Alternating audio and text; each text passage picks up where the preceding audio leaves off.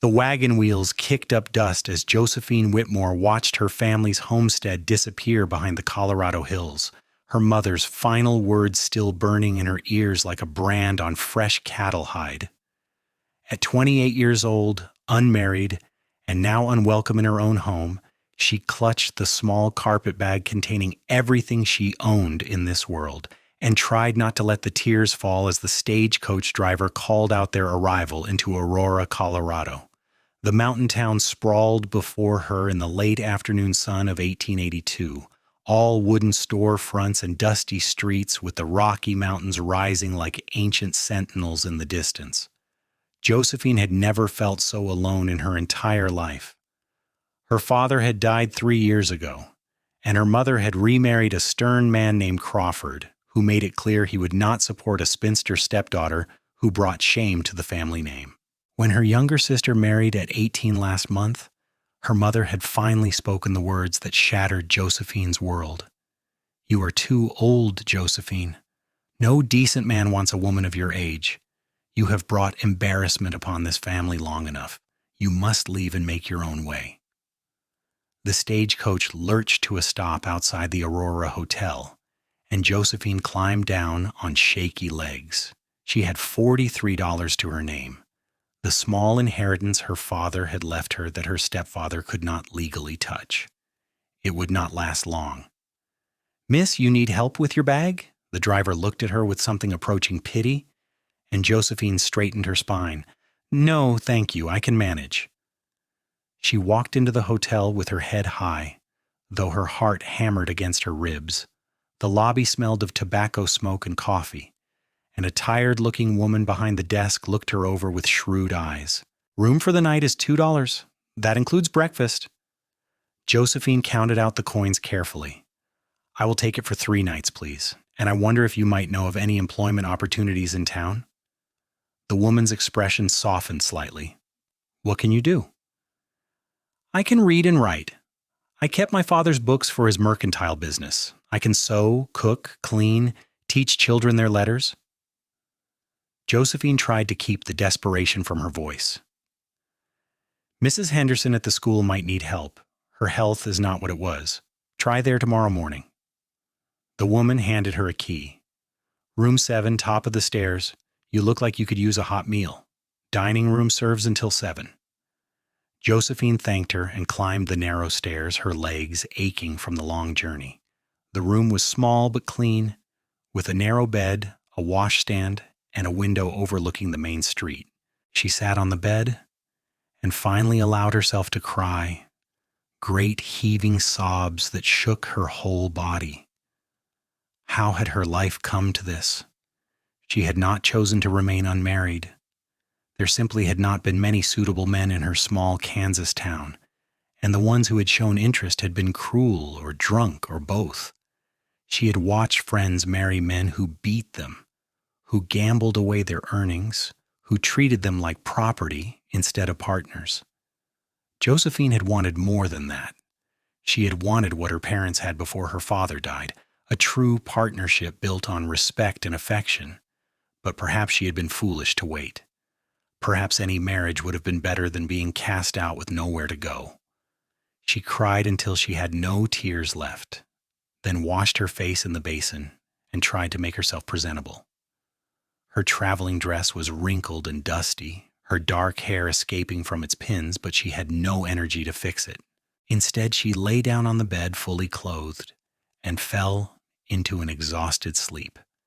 She woke to sunlight streaming through the window and the sounds of Aurora coming to life below.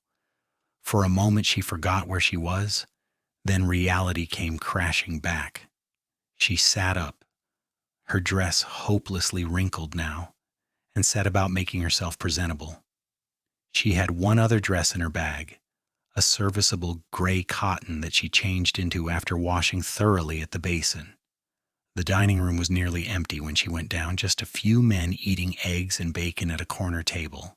The same woman from the night before brought her coffee and a plate of food without being asked. "You sleep all right?" "Yes, thank you." "School is down the street, past the general store. Can't miss it. Mrs. Henderson usually arrives about 8. Josephine checked the watch pinned to her dress, her father's last gift to her, 7:30. She ate quickly, forcing down food her nervous stomach did not want, then walked out into the cool morning air. Aurora was already bustling with activity. Cowboys drove cattle down the main street, heading for the stockyards at the edge of town. Women with shopping baskets hurried between stores. A blacksmith's hammer rang out in steady rhythm from somewhere nearby. Josephine found the schoolhouse easily, a simple white building with a bell tower and a small yard where children would play. She knocked on the door, and a woman's voice called out for her to enter. Inside, she found a gray-haired woman arranging books on shelves, moving slowly and stiffly. "Mrs. Henderson, my name is Josephine Whitmore. The hotel proprietress suggested I speak with you about possible employment." Mrs. Henderson turned, her lined face showing surprise and then interest as she took in Josephine's neat appearance and educated speech. "What sort of employment are you seeking, Miss Whitmore?" "Any sort, truly, but I can read and write well, and I enjoy working with children. I help teach Sunday school back home in Kansas." "Can you cipher? Work with numbers?" "Yes, madam. I kept my father's business accounts for several years." Mrs. Henderson nodded slowly. "The truth is, I need help. My rheumatism has gotten bad, and I have 30 children to teach, ranging from 6 to 14 years old. The town council approved funds for an assistant teacher, but we have not found anyone suitable. Most young women around here get married quickly or move on to bigger cities. What brings you to Aurora?" Josephine hesitated, then decided honesty was best. "My father passed away, my mother remarried, and I was asked to leave. I'm starting fresh here." Something in Mrs. Henderson's expression suggested she understood far more than what was said. "How old are you, if you do not mind my asking?" 28, madam." A perfectly reasonable age. "I was 30 when I married Mr. Henderson, God rest his soul. We had 23 happy years together before the fever took him." She studied Josephine carefully. "The position pays $30 a month, plus a small cottage behind the school that the previous assistant teacher used. It is not much, just 2 rooms, but it is clean and has a good stove. Would that suit you? $30 a month. A place to live." Josephine felt tears prick her eyes again, but blinked them away. "That would suit me very well indeed, Mrs. Henderson. When would you like me to start?" "Tomorrow morning, 7:30 sharp. School starts at 8. Let me show you the cottage, make sure it will work for you." The cottage was small, as promised, but to Josephine, it looked like heaven. One room served as a combined living space and bedroom, with a bed frame in one corner and a table with 2 chairs near the window. The second room held a cast iron stove, a work counter, and shelves for food storage. There was even a small enclosed privy out back and a pump for water. "Previous teacher left a few things behind," Mrs. Henderson said, pointing to the bedding neatly folded on the mattress and some basic dishes on the shelves. "You are welcome to use them. If you need anything else, the general store extends credit to school employees." Josephine wanted to hug the older woman but restrained herself. "Thank you, Mrs. Henderson. You cannot know what this means to me." "I think I can, dear. Life is not always kind to women, especially those who do not fit into the boxes society builds for us. But you will find Aurora is a bit more forgiving than some places. We judge people by their work and their character here, not so much by their marital status." Mrs. Henderson handed her a key. "Move in whenever you like. I will see you tomorrow morning." Josephine returned to the hotel, paid for 1 more night since her 3 nights were already credited, collected her bag, and moved into the cottage immediately. She spent the rest of the day settling in, walking to the general store to purchase a few necessities on credit, as Mrs. Henderson had said she could. The store owner, Mr. Jameson, was friendly and welcoming, asking no uncomfortable questions. By evening, she had clean sheets on the bed, food in her cupboard, and a fire burning in the stove to ward off the mountain chill. She made herself a simple dinner of bread, cheese, and apples, then sat at the small table watching the sun set behind the mountains and felt something she had not felt in months: hope. The next morning she arrived at the school at 7:15, wanting to make a good impression. Mrs. Henderson was already there, and together they prepared for the day, organizing lessons and discussing which students needed extra attention. When the children began arriving at 8, Josephine felt her nervousness fade. She had always enjoyed working with young people, and these mountain children were eager to learn, their faces bright with curiosity. The days fell into a pleasant rhythm. Josephine taught reading and writing to the younger children, while Mrs. Henderson handled arithmetic and history with the older ones. They traded off subjects, and Josephine discovered she had a knack for making lessons engaging. The children responded well to her gentle encouragement and creative teaching methods.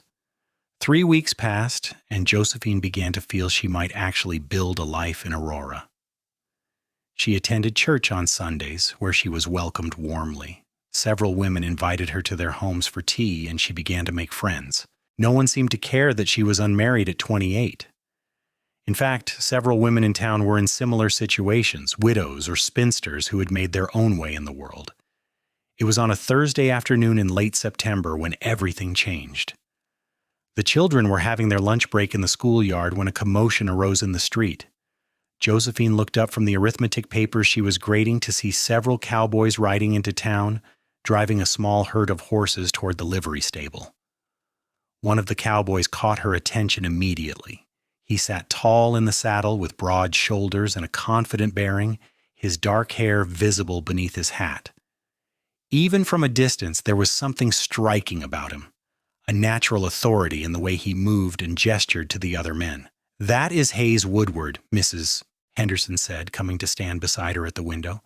"He runs a horse ranch about 5 miles outside of town, brings horses to sell every few months. He is a good man, honest and hardworking, lost his wife to childbirth about 4 years ago, along with the baby." Josephine felt a pang of sympathy. How terrible! It was. He took it hard, threw himself into his work, built his ranch up from nothing into one of the most successful operations in the county. But he has been alone all this time. Shame, really. He is only 32, still young enough to start over. Josephine watched as Hayes Woodward dismounted and began talking with the livery owner, his gestures animated as he pointed out features of the horses. Even from here, she could see he cared deeply about the animals. The way he ran his hands over their flanks and checked their hooves with gentle expertise. Then, as if he felt her watching, he looked up toward the schoolhouse. Their eyes met across the distance, and Josephine felt a jolt run through her, like electricity from one of those new generators she had read about. Hayes Woodward tilted his hat slightly in acknowledgement, and she nodded back before quickly looking away, her cheeks heating. "He comes to the town meetings," Mrs. Henderson continued, oblivious to Josephine's flustered state. "Very civic-minded. Donated money to help build the new church steeple last year."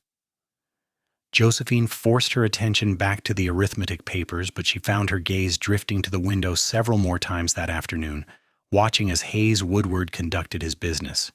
He moved with an easy grace, shaking hands with customers, laughing at something someone said. There was warmth in his manner, an openness that drew people to him.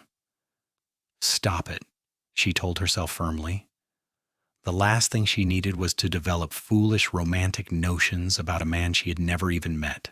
She had come to Aurora to build an independent life, not to moon over cowboys like a silly girl. But that evening, as she was locking up the schoolhouse, she heard a voice behind her. "Excuse me, miss. I was hoping I could speak with you a moment." She turned to find Hayes Woodward standing a respectful distance away, his hat in his hands.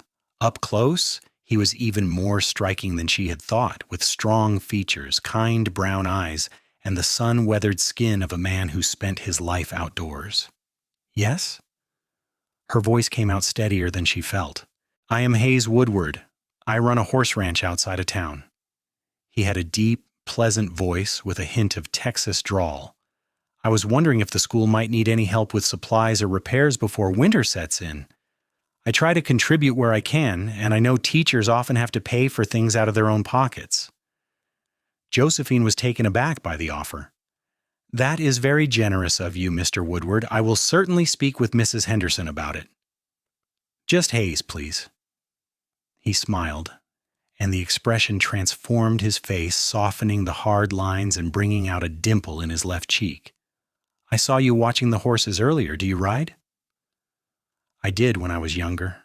My father kept horses for his delivery wagons, and he taught me to ride when I was a girl. She had not thought about those happy days in a long time. What brought you to Aurora, if you do not mind my asking? Josephine hesitated, the old shame rising up. But something about Hayes Woodward's open expression, the genuine interest in his eyes, made her want to be honest. I needed a fresh start. My father died, my mother remarried, and there was no longer a place for me in their home. Mrs. Henderson was kind enough to give me a position here. She waited for the judgment, the pity, the uncomfortable questions, but Hayes simply nodded, his expression thoughtful. Starting over takes courage. I did the same thing myself about 8 years ago. Left Texas after some personal troubles and came up here to build something new. Best decision I ever made. Mrs. Henderson mentioned you lost your wife. I am very sorry. A shadow crossed his face, but his voice was steady. Thank you. It was a difficult time, but life goes on. We honor those we have lost by living fully, not by stopping our own lives. He turned his hat in his hands, suddenly seeming less certain. I was wondering, miss, I did not catch your name. Josephine Whitmore, people call me Josie. Miss Josephine. He tested the name, smiled. Would you be interested in coming out to the ranch sometime? I have some horses I think you would enjoy meeting. I offer riding lessons to folks in town sometimes, help them find the right horse if they are looking to buy. No charge, just something I enjoy doing. Josephine's heart beat faster. Was he truly just being friendly, or was this something more? She could not tell, but she found herself wanting to say yes regardless. I would like that very much. How about Saturday afternoon? I could pick you up around 1 o'clock, bring you out to the ranch, show you around. I will have you back before dark. Saturday afternoon would be perfect. His smile widened. Excellent. I will see you then, Miss Josephine. He settled his hat back on his head, tipped it politely, and walked back toward the livery stable with a spring in his step that had not been there before. Josephine watched him go, her mind spinning. She had been in Aurora less than a month, and a handsome cowboy had just asked to spend time with her. No, not asked. Invited her to his ranch to see horses. It was probably nothing romantic, just a friendly gesture to the new teacher in town. But when she went to bed that night, she found herself smiling at the ceiling, replaying the conversation in her mind, the way Hayes had looked at her, the warmth in his voice when he said her name. Friday dragged by slowly. Josephine tried to focus on her teaching, but her mind kept wandering to the upcoming visit to the ranch. She had nothing appropriate to wear for such an outing. Her 2 dresses were serviceable for teaching, but hardly suitable for a ranch visit. After school, she walked to the general store and used some of her precious savings to purchase fabric for a new skirt, a sturdy brown cotton that would be practical for outdoor activities. She spent Friday evening sewing by lamplight, her stitches neat and even from years of practice. The skirt would not be fancy, but it would be well made and appropriate. Saturday morning, she woke early and cleaned the cottage from top to bottom as if Hayes might somehow see it despite having no reason to enter. She washed her hair, dried it in the sun, and braided it carefully. She put on her new skirt with her best white blouse and studied herself in the small mirror. She looked neat and presentable, if not beautiful. At 28, the first bloom of youth had faded, but she had clear skin, bright blue eyes, and good bone structure. She would never turn heads like some women, but she was not unpleasant to look at. Why do you care? She asked herself sternly. This is not a courtship. It is just a friendly outing. But when Hayes arrived at precisely 1 o'clock, driving a neat wagon pulled by a handsome gray horse, her heart jumped in a way that had nothing to do with friendship. Good afternoon, Miss Josephine. He climbed down and offered his hand to help her up into the wagon. You look very nice. Thank you. So do you. And he did. He had clearly made an effort, wearing clean trousers and a pressed shirt, his dark hair still damp from washing.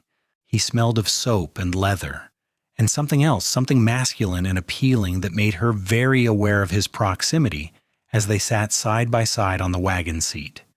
The ride to the ranch took about 30 minutes, following a well-maintained road that wound through rolling hills dotted with pine trees. Hayes pointed out landmarks, told her about the area, asked about her teaching. The conversation flowed easily, naturally, without any of the awkwardness Josephine had feared. "How long have you lived in Aurora?" she asked. 8 years now. Came here in 1874 with enough money to buy a small piece of land and 2 horses. Built it up from there, 1 year at a time. Now I have 200 acres and about 30 horses. "That is impressive." He shrugged, but she could see he was pleased. "I work hard. The horses are my life, honestly. I love everything about them, the training, the breeding, finding the right match between horse and rider. Each one has its own personality, its own gifts." The ranch came into view, and Josephine caught her breath. It was not grand, but it was beautiful in its simplicity. A sturdy log house with a wide porch, a large barn painted red, several corrals with split rail fencing, and beyond that, pastures where horses graze peacefully against the backdrop of the Rocky Mountains. "Hayes, this is wonderful." "Thank you. I am proud of it." He pulled the wagon up to the house and helped her down. "Let me show you the horses first, then we can have some refreshments up at the house." The next hour passed in a blur of equine introductions. Hayes introduced her to each horse by name, telling her their histories and personalities. There was Thunder, a spirited black stallion who tossed his head and pranced. Sage, a gentle mare with a new foal who nuzzled Josephine's hand looking for treats. Dakota, a paint gelding with one blue eye who Hayes said was the smartest horse he had ever trained, but the horse that captured Josephine's heart was a chestnut mare with a white star on her forehead and intelligent brown eyes. "This is Willow," Hayes said, running his hand along the mare's neck. "She is 7 years old, gentle as a lamb, but with spirit. She needs an experienced rider, someone who will appreciate her sensitivity. I have been waiting for the right person to come along." Josephine reached out tentatively, and Willow lowered her head, allowing Josephine to stroke her velvety nose. Something passed between woman and horse, a connection that needed no words. "She is beautiful." "Would you like to ride her?" Josephine hesitated. "It has been years since I've been on a horse." "Willow will take care of you, and I will be right there." 20 minutes later, Josephine found herself sitting astride Willow, Hayes beside her on Dakota. They rode slowly around the corral at first, letting Josephine remember the feel of a horse beneath her, the rhythm of movement, the gentle communication between rider and mount.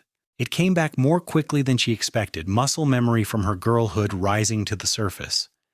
"You are a natural," Hayes said, approval in his voice. "Shall we try a ride outside the corral?" They rode out into the pastures, moving at an easy walk. The late September afternoon was perfect, warm but not hot, with a light breeze carrying the scent of pine and sage. Mountains rose all around them, their peaks already dusted with snow. Above, the sky stretched impossibly blue and endless. "This is glorious," Josephine said, unable to contain her joy. "I'd forgotten how much I love this." Hayes smiled at her, and the warmth in his eyes made her pulse quicken. "I'm glad you came today." "So am I." They rode for another hour, talking easily about everything and nothing. Hayes told her about growing up in Texas, the youngest of 5 children. His father had been a horse breeder, which was where Hayes learned his trade. He had left Texas after a woman he had been engaged to left him for a wealthier man, wanting a fresh start away from the memories and judgment. "I came to Colorado and met Mary at a church social," he said, his voice taking on a reflective quality. "We married within 3 months. She was sweet and kind, but if I am honest, I'm not sure we really knew each other very well. We were both lonely, both wanting something we thought marriage would give us. Then she got pregnant, and we were both so happy, thinking a baby would bring us closer together." He paused, his jaw tightening. "But she was so small, and the baby was large. The doctor did everything he could, but we lost them both." "I am so sorry, Hayes." I blamed myself for a long time. Thought if I'd been a better husband, if I'd somehow made her happier, maybe things would have been different. But my mother wrote me a letter after it happened, told me that sometimes life is just hard and tragic, and it is not anyone's fault. She told me I honored Mary best by living fully, not by punishing myself.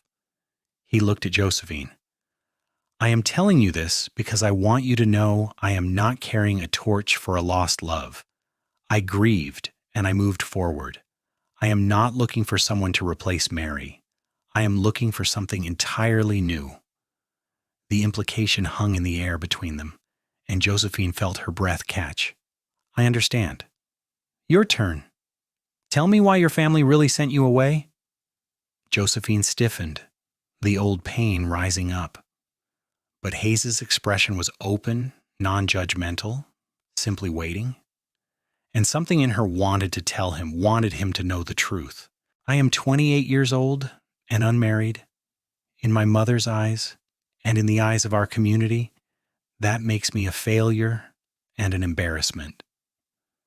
My father understood me better. He never pressured me to marry, said I should wait for the right man. But after he died and my mother remarried, there was no one left to defend my choices. My stepfather did not want to support me, and my mother agreed I had become a burden.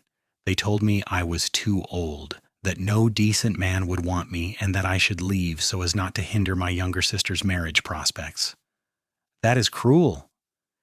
It felt cruel, but perhaps they were right. Perhaps I'm too old, too particular, too much trouble. Hayes pulled Dakota to a stop, and Willow halted beside him. He turned in his saddle to look at Josephine directly, his brown eyes intense. Miss Josephine, may I speak plainly?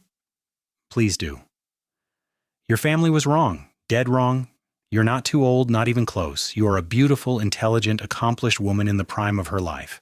Any man would be fortunate to have you. He paused, then added quietly, I have been alone for 4 years. I have met a lot of women in that time.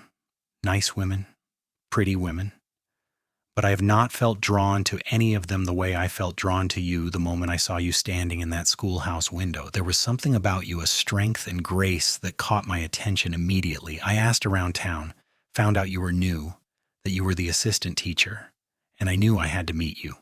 Josephine's heart hammered so hard she was sure he could hear it. You asked about me?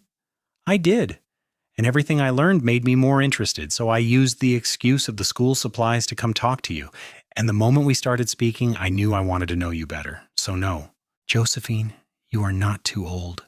You are perfect. The word hung in the air between them, shimmering with possibility. Josephine stared at him. This man she had met only yesterday who was looking at her like she was something precious and valuable. I do not know what to say. You do not have to say anything right now. I just wanted you to know where I stand. He smiled, some of the intensity fading into warmth. Come on, let us head back. I promised you refreshments, and I make a decent pot of coffee. They rode back to the ranch house, and Hayes helped her dismount, his hands strong and steady on her waist. He took care of the horses while Josephine waited on the porch, her mind spinning. Inside, the house was neat and masculine, with sturdy furniture and Navajo rugs on the floor. Hayes made coffee and produced a plate of cookies that he admitted his neighbor, Mrs. Patterson, had made for him. They sat on the porch in comfortable chairs, sipping coffee and watching the sun begin its descent toward the mountains. The conversation was lighter now, easier. Hayes told funny stories about horses and training mishaps. Josephine shared tales from the schoolroom, the amusing things children said and did. But underneath the easy conversation was a current of something deeper, an awareness of each other that thrummed like a plucked string. When Hayes's hand brushed hers, reaching for the coffee pot, Josephine felt the contact all the way to her toes. As the sun touched the mountain peaks, turning them gold and pink, Hayes stood reluctantly. I should get you back to town before dark. I do not want to damage your reputation. The drive back was quieter, but it was a comfortable silence. When they reached Josephine's cottage, Hayes helped her down from the wagon, holding her hands a moment longer than strictly necessary. Thank you for today, Josephine said. I had a wonderful time. So did I. May I see you again? Maybe dinner at the hotel tomorrow evening? I would like that very much. His smile could have lit the whole town. 6 o'clock? Perfect. She watched him drive away, then went inside and sat down at her small table, pressing her hands to her flushed cheeks. In the space of 24 hours, her entire world had tilted on its axis. Hayes Woodward was interested in her, more than interested, and the most amazing thing was, she was interested right back. That night, she lay in bed replaying every moment of the day, every word, every look, every touch. She had given up on romance, accepted that she would live her life alone. But now, suddenly, the future looked entirely different. Sunday evening, Hayes arrived at 6 o'clock sharp, wearing clean trousers and a jacket, his hair neatly combed. He offered his arm, and they walked to the hotel dining room together. Several people nodded greetings, and Josephine saw more than one interested look directed their way. News would spread quickly in a small town like Aurora. Over roast chicken and potatoes, they continued getting to know each other. Hayes asked about her teaching, her dreams, her favorite books. Josephine learned that Hayes read voraciously everything from agricultural journals to Shakespeare. He had taught himself through books when formal schooling was not available. I would love to see the world someday, he admitted. But I also love this place, these mountains. It is a contradiction. Maybe you can do both. Travel in the winter when the ranch work is slower. I like how you think, he grinned, always finding solutions instead of obstacles. After dinner, they walked through town, the evening air cool and crisp. Hayes pointed out the stars appearing in the darkening sky, telling her their names and stories. When they reached her cottage, he walked her to the door but made no move to do anything inappropriate. Thank you for a lovely evening, Josephine. Thank you, Hayes. May I call on you again? Perhaps Wednesday evening? Yes. He tipped his hat and left, and Josephine went inside feeling like she was floating. This was happening. She was being courted by a wonderful man who looked at her like she was precious, who talked to her like her thoughts and opinions mattered. Over the next weeks, Hayes courted her properly and thoroughly. He came to town twice a week, taking her to dinner, to church socials, on walks. On Saturdays, he took her riding at the ranch, and Josephine's skill on horseback returned quickly. She fell in love with Willow, and the mare seemed equally devoted to her. They talked about everything, their pasts, their hopes, their fears. Hayes was open and honest about his first marriage, the mistakes he felt he had made, the lessons he had learned. Josephine shared her pain about her family's rejection, her fears that she was somehow defective for not marrying young. You were just waiting for the right person, Hayes told her one October afternoon as they sat on his porch watching the aspens turn gold. There is no shame in that. If anything, it shows wisdom. I am glad I waited, Josephine said softly, because I found you. Hayes reached over and took her hand, the first time he had done more than offer his arm. His hand was large and calloused from work, warm and strong. Josephine intertwined her fingers with his and felt something settle into place in her chest like a key turning in a lock. Josephine, I am falling in love with you. She turned to look at him, saw the vulnerability in his eyes, the hope and fear mixed together. Her heart swelled so large she thought it might burst from her chest. I am falling in love with you too. He lifted her hand to his lips and kissed her knuckles gently, his eyes never leaving hers. I know we have not known each other long, just 6 weeks, but I am 32 years old, and I know my own heart. I do not want to rush you, but I also do not want to waste time pretending I do not know exactly what I want. What do you want?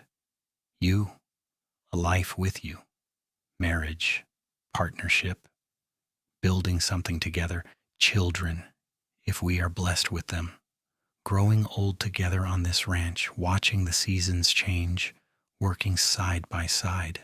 He paused, but only if that is what you want too. I will not pressure you. We can take as much time as you need. Josephine thought about her cottage, her teaching position. the independent life she had built in Aurora. It was a good life, safe and secure. She could continue on that path, and she would be content. But Hayes was offering something more: love, partnership, passion, adventure. He was offering the kind of marriage she had always dreamed of but thought she would never find. "I want that too," she whispered. "All of it." The joy that broke across Hayes's face was like sunrise over the mountains. He stood, pulling her up with him, and cupped her face in his hands. "May I kiss you?" "Yes." His kiss was gentle at first, tentative, giving her time to adjust. But when Josephine leaned into him, her hands coming up to rest on his chest, the kiss deepened. It was her first real kiss, and it was perfect. Sweet and tender and full of promise. When they finally pulled apart, both breathing hard, Hayes rested his forehead against hers. "Marry me, Josephine, please." "Yes." They were married 3 weeks later in the small church in Aurora, with Mrs. Henderson standing up for Josephine and Hayes's foreman, a gruff cowboy named Red, standing up for him. Half the town attended, and everyone seemed genuinely happy for them. Josephine wore a new dress she had sewn herself from ivory silk. Hayes had insisted on buying her, with lace at the collar and cuffs. Hayes wore a new suit, and looked so handsome Josephine's breath caught when she saw him waiting at the altar. Mrs. Henderson cried during the ceremony. "I am so happy for you both," she whispered to Josephine afterward. "You deserve every happiness." "Thank you for everything," Josephine said, hugging the older woman who had given her a chance when she had nothing. "I will finish out the school year as we discussed."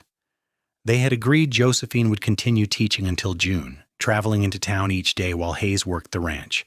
After that, she would stay at the ranch full-time, though she would still help Mrs. Henderson as needed. The wedding dinner was held at the hotel, and there was music and dancing late into the night. When Hayes finally swept Josephine up into his arms and carried her out to the wagon amid cheers and laughter, she felt giddy with happiness.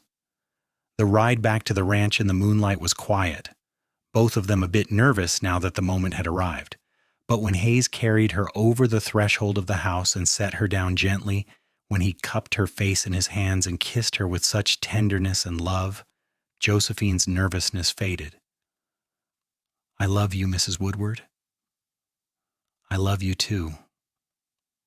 That night Hayes was patient and gentle, mindful that this was all new to Josephine.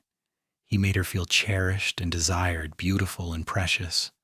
And when she fell asleep in his arms, her head on his chest listening to his heartbeat, Josephine felt like she had finally come home. The months that followed were the happiest of Josephine's life. She fell into the rhythm of ranch life easily. Each morning, Hayes would drive her into town for teaching, kiss her goodbye at the schoolhouse, and pick her up each afternoon. Evenings were spent together preparing dinner, talking about their days, sitting on the porch watching the sunset. Hayes taught her more about horses, and Josephine discovered she had a talent for the gentler aspects of training, particularly working with young horses who needed patient, steady handling. Willow became officially hers, a wedding gift from Hayes, and the mare followed her around like a devoted dog. In December, they took in a stray dog that showed up at the ranch, a scruffy terrier mix Hayes named Ranger. The dog quickly became part of the family, sleeping at the foot of their bed and following Hayes around during the day. Winter came hard and cold to the Colorado mountains, and Josephine learned what it meant to be a rancher's wife. There were mornings when Hayes had to break ice in the water troughs, days when blizzards kept them snowed in. But the house was warm and cozy, and Josephine learned to love the enforced intimacy of winter. The long evenings by the fire, the quiet conversations, the love-making that grew more passionate and confident as they learned each other's bodies and desires. In January, Josephine realized she was pregnant. She waited until she was certain before telling Hayes, wanting to be sure after hearing his story about Mary. One evening after dinner, as they sat by the fire, she took his hand and placed it on her still flat stomach. "There is a baby growing here. Our baby." Hayes went very still, his eyes searching hers. "Are you certain?" Yes. She saw fear flash across his face, quickly followed by joy, then fear again. She understood. He was remembering Mary, remembering the loss. Hayes, I am strong and healthy. I am 29 years old, not too young, not too old. Dr. Morrison will take good care of me. Everything will be fine. Promise me you will tell me if anything feels wrong. Promise me. I promise. He pulled her into his arms, holding her tight. I am scared, he admitted, but I'm also happier than I have been since the day you agreed to marry me. A baby. Our baby. Over the next months, Hayes was attentive to the point of being overprotective. He did not want Josephine lifting anything heavy, working too hard, riding horses. She bore it with good humor, understanding his fear. Dr. Morrison examined her regularly and assured them both that everything was progressing normally. In June, Josephine finished the school year, and Mrs. Henderson hired a new assistant teacher, a young woman fresh from a teaching college in Denver. Josephine was relieved to be able to focus on preparing for the baby. Hayes converted the small spare room into a nursery, building a beautiful cradle with his own hands. Neighbor women came to visit, bringing baby clothes and advice. On a hot August morning in 1883, Josephine's labor began. Hayes immediately rode to town for Dr. Morrison and Mrs. Patterson, the neighbor who had agreed to help with the birth. What followed were the longest hours of Hayes's life. He paced the porch while Mrs. Patterson and Dr. Morrison attended Josephine, every cry from inside the house making him flinch. But late that afternoon, a new sound filled the air, the lusty wail of a newborn baby. Hayes froze, his heart in his throat. Then Mrs. Patterson opened the door, a huge smile on her face. You have a son, Hayes, a big, healthy boy, and Josephine came through beautifully. They're both fine. Hayes nearly collapsed with relief. He rushed inside to find Josephine exhausted, but glowing, holding a bundle wrapped in a soft blanket. She looked up at him with tears streaming down her face, but they were tears of joy. Come meet your son. Hayes approached slowly, almost reverently. He looked down at the tiny red face, the miniature fingers curled into fists, the dark hair plastered to the small head. Something cracked open inside his chest, a flood of love so powerful it nearly brought him to his knees. He is perfect. You are perfect. Hayes sat on the edge of the bed and put his arm around Josephine, the three of them a circle of love and protection. Thank you.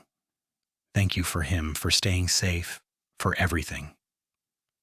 They named him Joshua Hayes Woodward, Josh for short. He was a good baby, healthy and strong, with his father's dark hair and his mother's blue eyes. Hayes was a devoted father, up in the middle of the night for feedings, changing diapers without complaint, spending hours just holding his son and marveling at the miracle of him. I was so scared I would lose you both, Hayes admitted to Josephine one night as they watched Josh sleep in his cradle. I kept thinking about Mary, about how helpless I felt. But you were so strong. You are amazing. We are a team, Josephine said simply. We face things together. That is what makes us strong. Life settled into a new rhythm, busier now with a baby to care for, but no less sweet. Josephine discovered she loved being a mother, loved watching Josh grow and change every day. Hayes expanded the ranch, hiring 2 more hands to help with the work. He was building something lasting, a legacy for his son. When Josh was 6 months old, Josephine received a letter. It was from her younger sister, Emma, the one who had married young. The letter was tentative, apologetic. Emma wrote that she had never agreed with their mother's decision to send Josephine away, that she had been too young and too intimidated to speak up at the time. But now she was older. She understood how wrong it had been. Their mother was ill, Emma wrote, her heart failing. She was asking for Josephine, wanting to make amends before it was too late. Josephine showed the letter to Hayes. I do not know what to do. Part of me wants to tell her it is too late, that she made her choice, but part of me wants to see her, to tell her I am happy. that I have built a wonderful life. What does your heart tell you to do? To go. To give her the chance to apologize, to meet her grandson, to show her that she was wrong about me. Then we will go. All of us together. They made the journey to Kansas in early spring of 1884 when Josh was 8 months old. It was a long trip by train, but Josh was a good traveler, charming everyone in their car with his smiles and babbles. Emma met them at the station in their hometown, and the two sisters fell into each other's arms crying. Emma was thinner than Josephine remembered, with shadows under her eyes that suggested her own marriage was not all it should be, but her joy at seeing Josephine was genuine. "You look so happy," Emma said, studying Josephine's face. "And your husband. He is so kind. I can see how much he loves you." "I am very lucky," Josephine agreed. The visit with their mother was difficult, but necessary. The older woman was frail, propped up in bed. Her breathing labored. She cried when she saw Josephine, reaching out with trembling hands. "I was wrong," she whispered. "I let Crawford convince me you were a burden, that you would never find a husband. I was so worried about what the neighbors would think, what people would say. I forgot to think about what you needed, what you deserved. Can you ever forgive me?" Josephine looked at this woman who had given birth to her, raised her, then cast her out. She felt many things: anger, hurt, sadness, but also pity, because her mother had let fear and social pressure turn her into someone cruel. "I forgive you," Josephine said, and meant it. "You did hurt me terribly.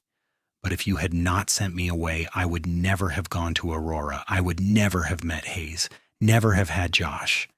In a strange way, you gave me the push I needed to find my real life."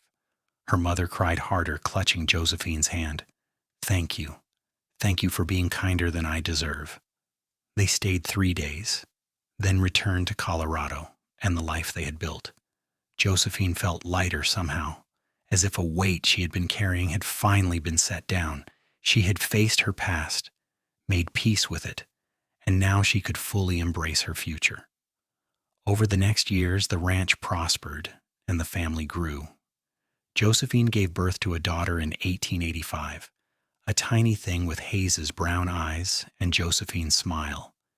They named her Carolyn Ruth. 2 years later, another son arrived, Robert James, called Bobby by everyone. The house that had seemed so spacious for two now rang with children's laughter and the chaos of family life. Hayes built an addition, adding 2 more bedrooms and a larger kitchen. Josephine taught the children their letters and numbers, just as she had once taught in the schoolhouse. She still helped Mrs. Henderson occasionally, tutoring students who needed extra assistance. Hayes's horse ranch became known throughout Colorado as the best place to buy quality horses. His reputation for honesty and skill spread, and buyers came from as far as Denver and Colorado Springs. The business provided well for the family, and Hayes was generous with his success, donating to the church, the school, and families in need. On their 5th anniversary, Hayes gave Josephine a locket containing tiny photographs of their 3 children. That evening, after the children were in bed, they sat on the porch watching the stars, his arm around her shoulders. "Do you ever regret it?" Hayes asked. "Giving up teaching, tying yourself to a ranch and a cowboy?" Josephine turned to look at him. This man who had seen her not as too old or too difficult, but as perfect. This man who loved her completely and showed her every day through actions and words. This man who was her partner in every sense of the word. Never, not for a single moment. "You gave me everything I ever wanted, Hayes. Love, respect, partnership, family. You saw me when I felt invisible. You wanted me when I thought I was unwanted. You are the best thing that ever happened to me." "You are the best thing that ever happened to me, too," Hayes said, pulling her closer. "That day I saw you in the schoolhouse window, something just clicked into place, like I'd been waiting my whole life without knowing it. And suddenly, there you were. Exactly right. Perfect for me. I love you. I love you too. Forever." Years continued to pass in happiness and hard work. The children grew tall and strong. Josh inherited his father's love of horses and his mother's quick intelligence. Caroline was gentle and artistic, always drawing or making up stories. Bobby was the adventurer, always climbing trees and exploring the mountains. In 1890, Josephine's mother passed away, and Emma came to Colorado for an extended visit. Away from her difficult marriage, Emma began to heal and find herself. Hayes helped her find a job in Aurora, and eventually Emma met and married a widowed shopkeeper, a kind man who treated her well. The sisters rebuilt their relationship, stronger now, as equals, rather than divided by family dynamics. Mrs. Henderson retired from teaching at 70 years old, and the town held a celebration in her honor. She had never remarried after losing her husband, but she told Josephine she had lived a full and satisfying life. "Not every woman needs a husband to be complete," Mrs. Henderson said, "but I'm glad you found yours. You two are well matched, like a pair of bookends holding up all the beautiful stories between." As the new century approached, Hayes and Josephine looked back on nearly 2 decades of marriage with satisfaction. They had built something lasting, something good. Their children were happy and healthy. Their ranch was prosperous. Their love had only deepened with time. One evening in 1899, as they celebrated Josephine's 45th birthday surrounded by family and friends, Hayes pulled her aside for a private moment. "Do you remember what I told you the day we met? That you were perfect for me?" "I remember. I want you to know that every day since has only proven that more true. You are my partner, my love, my best friend. I thank God every day that your family sent you away, because it sent you to me."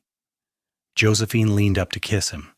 This man who had loved her when the world said she was too old, who had seen her value when others saw only a burden. And I thank God for cowboys who know a good thing when they see it. Around them, their children laughed and played. Their friends celebrated. The ranch that had started with 2 horses and a dream stretched out under the vast Colorado sky. Josephine looked at the life she had built and felt peace settle over her like a warm blanket. She had been cast out, told she was too old and unwanted. But she had found her way to Aurora, to Hayes, to this life that was richer and fuller than anything she could have imagined in her mother's house in Kansas. She had found not just survival but joy, not just acceptance but love. Years continued to unfold in the pattern of ranch life. Spring brought foaling season, when Hayes and Josephine would spend long nights in the barn helping mares deliver their babies. Josh, now in his late teens, had become his father's right hand in the operation, with an instinctive understanding of horses that made Hayes proud. Caroline helped her mother with the household and had started teaching Sunday school, showing the same gift for working with children that Josephine had possessed. Bobby, 13 now, was still the wild one, but he had a talent for breaking young horses that surprised everyone. In 1901, electricity came to Aurora, and Hayes had the house wired, though they still kept oil lamps for the frequent outages.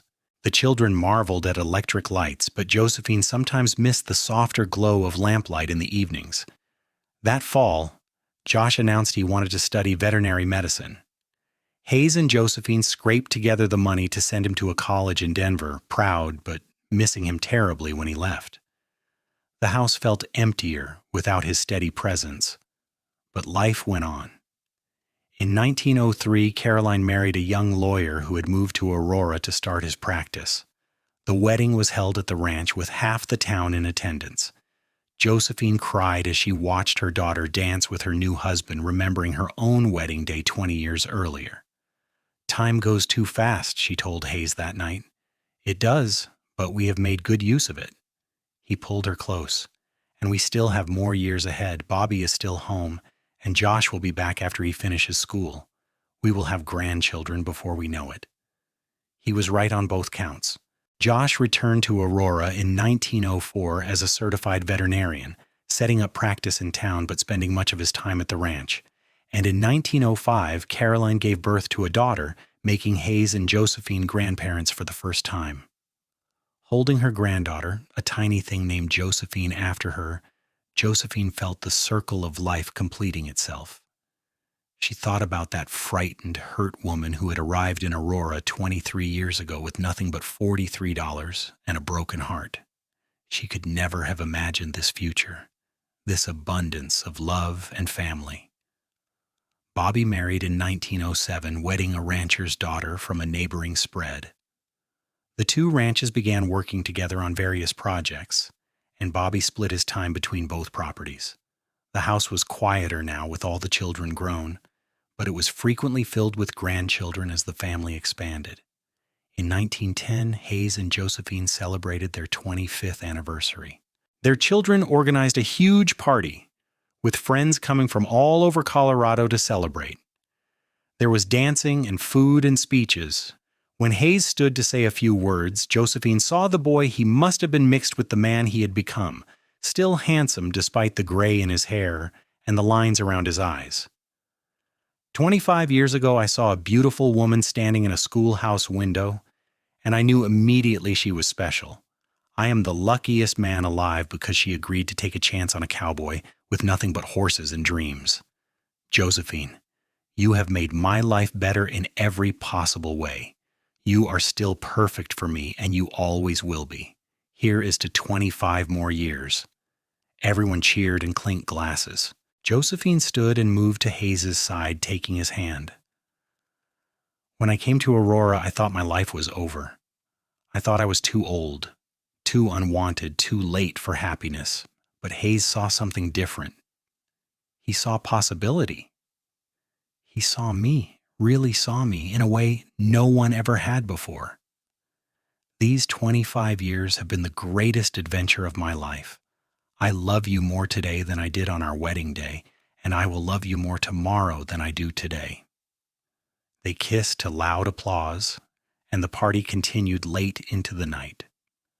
But eventually everyone left, and Hayes and Josephine were alone on their porch watching the stars in the familiar, comfortable silence of long marriage. "Do you ever think about how different everything could have been?" Josephine asked. "If I had married young in Kansas, or if you had not come to town that day, or if I'd been too afraid to go to your ranch?" "All the time. And I'm grateful every day that things worked out exactly as they did." Hayes squeezed her hand. "We found each other at exactly the right time. Not too early, not too late. Perfect timing." "Perfect," Josephine agreed, leaning her head on his shoulder. More years passed. Hayes began teaching Bobby and his son-in-law the finer points of running the ranch, preparing to step back from the day-to-day operations. He was 58 now, still strong and healthy, but ready to enjoy a slightly slower pace. Josephine continued her work with the church and occasionally tutored children who needed extra help with their studies. In 1915, on a crisp October morning, Hayes woke early as usual. He lay in bed for a moment, watching Josephine sleep beside him. Her dark hair now streaked with silver, her face peaceful. 33 years they had been married. 33 years of partnership and love and building a life together. He thought about that day he had first seen her, the immediate connection he had felt, the certainty that she was meant to be his. He had been right. She was perfect for him, had been perfect for him every single day since. Josephine stirred and opened her eyes, smiling when she saw him watching her. "Good morning." "Good morning, beautiful." She laughed, the sound he had been hearing for over 3 decades and never tired of. "I am 53 years old, Hayes. Beautiful is a stretch." "You are beautiful to me. You always have been, and you always will be." They rose and dressed, moving through their morning routine with the ease of long practice. Hayes made coffee while Josephine started breakfast. They ate together, talking about the day's plans. Josh was coming out to check on a mare with a swollen leg. Caroline and her family were coming for Sunday dinner. Bobby needed help moving some horses to a new pasture. It was an ordinary day, full of ordinary tasks. But Hayes had learned long ago that ordinary days with the person you love are actually extraordinary, each one a gift not to be taken for granted. That evening, after everyone had left and the dishes were washed, Hayes and Josephine sat on their porch once more. The mountains rose dark against the sunset sky, the air smelled of pine and approaching winter. A dog barked somewhere in the distance. "I have been thinking," Hayes said. "Maybe next spring we should take a trip. Go somewhere we have never been. California maybe, see the ocean." Josephine's eyes lit up. "Really? Do you think we could?" "Why not? The kids can handle things here. We have worked hard all our lives. Time to have a little adventure." "I would love that." They began planning, pulling out maps and travel books, talking excitedly about what they wanted to see and do. It felt young and reckless in the best way, like they were starting a new chapter rather than winding down. The winter of 1915 was mild, and they continued their planning. In March of 1916, they boarded a train heading west, leaving the ranch in the capable hands of their children. The journey took several days, but neither of them minded. They watched the landscape change outside their window, held hands like young lovers, talked and laughed and dreamed. California was everything they hoped for and more. They saw the Pacific Ocean for the first time, stood on the beach watching waves crash against the shore. They explored San Francisco, riding the cable cars and eating in restaurants with food they had never tried before. They stayed in hotels and took long walks and felt young and free. "We should have done this years ago," Josephine said as they sat on a beach watching the sunset paint the ocean gold and pink. "We were busy building our life, but we can do it now. This does not have to be our only trip. We can keep exploring, keep discovering new things together." And they did. Over the next years, they took several trips, visiting different parts of the country, but they always came home to Aurora, to the ranch, to the mountains they loved. That was where they belonged. In 1920, they celebrated their 35th anniversary surrounded by children, grandchildren, and even great-grandchildren. The family had grown large and sprawling, full of love and laughter. Hayes looked around the crowded house and felt overwhelming gratitude for the life he had been given. "What are you thinking?" Josephine asked, coming to stand beside him. "I am thinking that I am the luckiest man who ever lived. And it all started because I saw a beautiful woman in a schoolhouse window and had the courage to speak to her. And I had the courage to say yes." She slipped her arm through his. "Best decision I ever made." As the sun set that evening, Hayes and Josephine found themselves once again on their porch, their favorite spot, the place where they had shared so many conversations, so many quiet moments over the decades. "You know," Hayes said thoughtfully, "when I told you that day that you were perfect for me, I had no idea how true that would turn out to be. But you have been perfect, Josephine, in every way that matters. You have been my partner, my love, my best friend.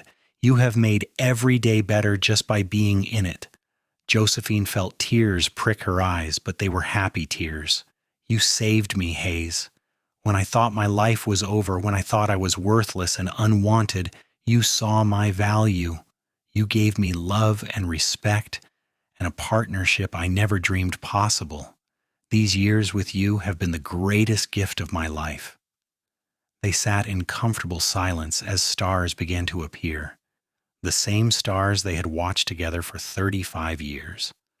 Around them, the ranch they had built settled into evening quiet. In the house behind them, their family laughed and talked, the legacy they had created together. Josephine thought about that scared, hurt woman who had stepped off the stagecoach in Aurora all those years ago, certain her life was over at 28. She wanted to go back and tell that woman that everything would be all right, that the best was yet to come, that being cast out was actually being set free to find her true destiny. But that woman was gone, transformed by love and time into someone stronger, happier, more complete. She had found her place, her person, her purpose. And it all started with a cowboy who looked at her and said, "You are perfect for me." The years continued their steady march. Hayes and Josephine grew older together, their steps slower, but their love undimmed. They celebrated 40 years of marriage in 1923, 45 in 1928. Their children thrived, their grandchildren grew, great-grandchildren arrived.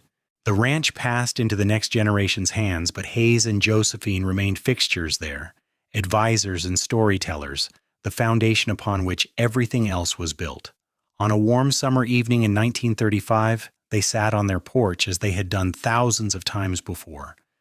Hayes was 74 now, still strong despite his years. Josephine was 63, her hair completely silver but her eyes still bright and sharp. 52 years since I first saw you, Hayes said. More than half a century. And I still love you more than words can say. 52 years since you gave me a second chance at life. Since you showed me I was not too old, not too difficult, not too anything except exactly right. Josephine leaned against him, feeling his arm come around her shoulders in a gesture repeated countless times over the decades. You are still perfect for me, too. They watched the sun set behind the mountains they loved, in the place they had made their own, surrounded by the family they had created and the love they had nurtured. It was an ordinary evening like thousands of others they had shared, but it was also extraordinary because they had spent it together, and that made all the difference. As darkness fell and stars appeared, Hayes and Josephine Woodward sat side by side, hand in hand, two souls who had found each other against the odds and built something beautiful together. The woman who had been cast out for being too old had found the man who saw her as perfect, and they had lived happily ever after, not in some fairy tale kingdom, but in the real world, with real challenges and real triumphs and real, enduring love that lasted a lifetime and beyond.